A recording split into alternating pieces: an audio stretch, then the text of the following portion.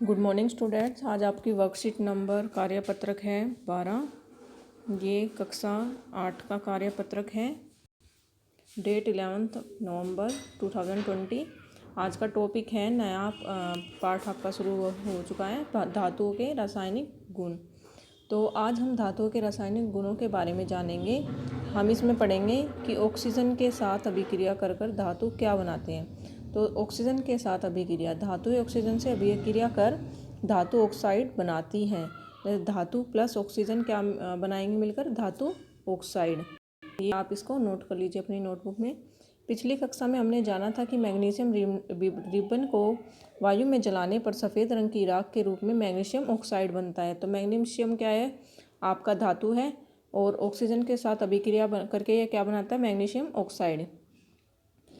लोहे की वस्तु को वायु में खुला रख देने पर वह वायु के ऑक्सीजन व नमी से क्रिया कर आयरन ऑक्साइड बनाता है, जिसे लोहे में जंग लगना कहते हैं। जैसे आयरन और जल भी क्या बनाते हैं? दोनों मिलकर आयरन ऑक्साइड। जब जल या ऑक्सीजन के साथ वो अभिक्रिया करते हैं तो आयरन ऑक्साइड बनाते हैं। ये आपके दो एग्जाम्पल हो गए।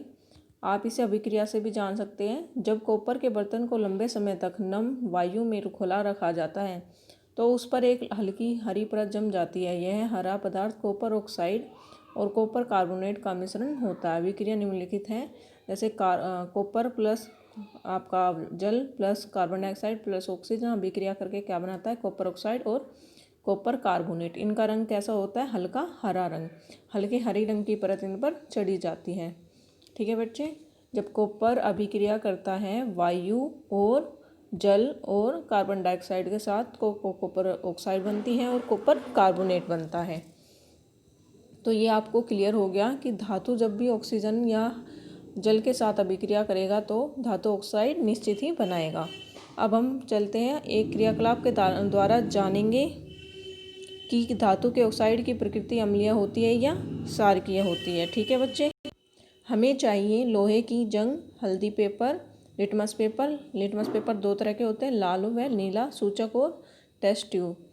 रस्ट जंग को एक टेस्ट ट्यूब में इकट्ठा किया और इसको पानी में घोला। जो आपका लोहे का लगा हुआ जंग है उसको एक टेस्ट ट्यूब में इकट्ठा कर देते हैं और पानी में घोल देते हैं। रस्ट पानी में नहीं घुल पाता है। आप रस्ट की जगह मैग्नीशियम ऑक्साइड ले सकते हैं। हम उसकी जगह क्या करते हैं? मैग्नीशियम ऑक्साइड उसको ले सकते हैं। मैं इससे रिलेटेड एक्टिविटी आपकी कल वीडियो पोस्ट कर दूँगी। आप एक्टिविटीज़ को उसमें देख सकते हैं। फिलहाल मैं थ्योरी पार्ट आपको समझा रही हूँ। मिश्रण को थोड़ी देर तक हिलाया और नीले और लाल लिटमस हल्दी के सूचक से टेस्ट किया। जो भी आपने मिश्रण लिया धातु ऑक्साइड का उसको थोड़ी देर के लिए हिलाया और फिर जो लिटमस पेपर्स 3 जो अवेलेबल है लिटमस पेपर आपके पास, लाल, नीले और हल्दी का सूचक, उससे आप क्या देखोगे? रस्ट लाल लिटमस को नीला कर देता है। लाल लिटमस को क्या कर देता है? रस्ट नीला कर देता है बच्चों। वह हल्दी के सूचक से टेस्ट किया। हमने देखा कि रस्ट लाल लिटमस को नीला कर देता है, हल्दी के सूचक को लाल कर देती है। अतः हम कह सकते हैं कि धातु के ऑक्साइड क्षारीय होते हैं। तो ये आपको क्लियर हो गया कि धातु ऑक्साइड क्षारीय होते हैं क्योंकि वो लाल लिटमस को नीला कर देते हैं और जो नीले लिटमस को लाल करता है वो अम्लीय होता है। अब जल के साथ अभिक्रिया हम कराते हैं धातुओं की। धातुएं जल से अभिक्रिया कर धातु ऑक्साइड बनाती है और हाइड्रोजन गैस उत्सर्जित होती हैं। जब भी धातु जल के साथ अभिक्रिया करेगी तो धातु ऑक्साइड और हाइड्रोजन गैस का निष्कासन अवश्य होगा। इसमें क्या बनेगा? हाइड्रोजन। यहाँ पर बेटा जब ऑक्सीजन के साथ रिएक्ट कर रहा था तो धातु ऑक्साइड बन रही थी। जब भी धातु ऑक्सीजन के साथ अभिक्रिया करेगा तो क्या बनेगा? धातु ऑक्साइड। लेकिन जल से अभिक्रिया करके उसे धातु ऑक्साइड और हाइड्रोजन दो उत्पाद मिलेंगे। ठीक है बच्चे, ये आप इसको नोट कर लीजिए। सोडियम धातु बहुत अधिक अभिक्रियाशील होता है। ये ऑक्सीजन और जल के साथ बहुत तेज़ी से अभिक्रिया करती है जिसमें बहुत अधिक ऊष्मा उत्पन्न होती है। ठीक है, तो इसलिए सोडियम को मिट्टी के तेल के अंदर रखा जाता है। कुछ धातुएं आयरन व लोहा जल से धीमी अभिक्रिया करती हैं। सोना जल के साथ कोई अभिक्रिया नहीं करता।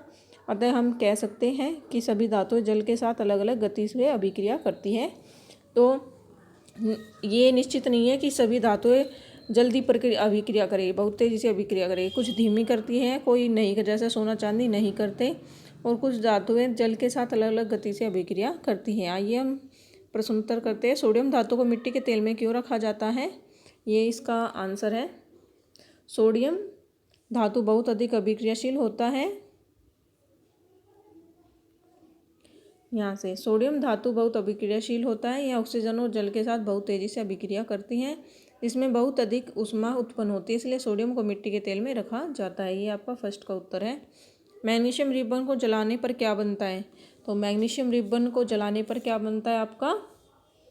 मैग्नीशियम रिबन को वायु में जलाने पर सफ़ेद रंग की राख के रूप में मैग्नीशियम ऑक्साइड बनता है। ये दूसरे का। आप चाहे तो ये अभिक्रिया भी साथ में लिख सकते हैं। लोहे के दरवाजे व खिड़कियों को पेंट क्यों किया जाता है? लोहे के, इसमें आप लिखेंगे लोहे के दरवाजे व खिड़कियों को पेंट इसलिए किया जाता है ताकि उनमें जंग ना लगे और दरवाजे व खिड़कियां खराब होने से बचाया जा सके। धातु के ऑक्साइड की प्रकृति कैसी होती है? धातु के ऑक्साइड की प्रकृति कैसी होती है बेटा? धातु के ऑक्साइड की प्रकृति होती है क्षारीय। ठीक है, तो ये इसका उत्तर रहा। धातु के ऑक्साइड क्षारीय प्रकृति के होते हैं। ये आपका फोर्थ का आंसर है। आई होप सभी को वर्कशीट समझ में आ गई होगी। तो जल्दी से अपनी वर्कशीट कंप्लीट कीजिए और जिसको कोई प्रॉब्लम हो then contact me. Okay, thank you.